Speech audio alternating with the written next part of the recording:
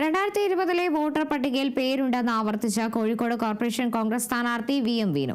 മലാപ്പറമ്പ് ഡിവിഷനിലെ 4ാം ബൂത്തിൽ ഇലക്ഷൻ ദിവസം രാവിലെ 8 മണിക്ക് വോട്ട് രേഖപ്പെടുത്തി. 2020 വോട്ടർ പട്ടികയിൽ കോർപ്പറേഷൻ ക്രമക്കേട് നടത്തി. പട്ടികയുള്ളത് കോർപ്പറേഷന്റെ കയ്യിലാണ്. വെബ്സൈറ്റിൽ കാണാനില്ല. നിയമ നടപടിയുമായി മുന്നോട്ട് പോകുമെന്നും VM വിനു പറഞ്ഞു. രാജേഷിന് വേണ്ടിയിട്ട് ഞാൻ വോട്ട് ചെയ്തതാണ്. ഞാനും എൻ്റെ വൈഫും വോട്ട് ചെയ്തതാണ്. പിന്നെ ഇപ്പോൾ വോട്ട് ചെയ്തിട്ടില്ല എന്ന് പറഞ്ഞാൽ എനിക്ക് മനസ്സിലാവുന്നില്ല. ഞാൻ സിവിൽ സ്റ്റേഷൻ്റെ അടുത്തുള്ള സ്കൂളിലെ ബൂത്ത് നമ്പർ 4. 72 എന്ന് പറയുന്നത് സരസു, അവരുടെ ഭർത്താവിൻ്റെ പേര് ബാലൻ എന്നാണ്.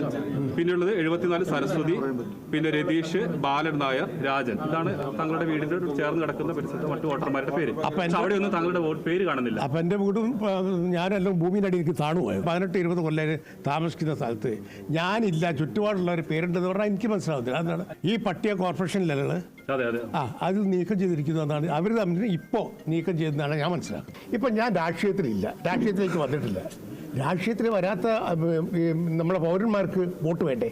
അപ്പോൾ വന്നാലും ഇല്ലെങ്കിൽ എനിക്ക് വോട്ട് വേണ്ടേ അവിടെ? അത് എൻ്റെ അവകാശമല്ലേ? നാളെ പറയാണ് VM വിനു എന്ന് പറഞ്ഞൊരാൾ ഈ ഭൂമിയിൽ ജീവിച്ചിട്ടില്ല എന്ന് പറയാൻ എന്നൊരു അവസ്ഥയിലേക്ക് വരില്ലേ? ഉറപ്പല്ലേ? ഇനി എൻ്റെ നീക്കം 18 വയസ്സിന് ശേഷം 18 വയസ്സ് കഴിഞ്ഞവർക്കെല്ലാം വോട്ടവകാശം കൃത്യമായും കിട്ടാനില്ല. ആ പോരാട്ടത്തിൽ ഞാൻ നീങ്ങും.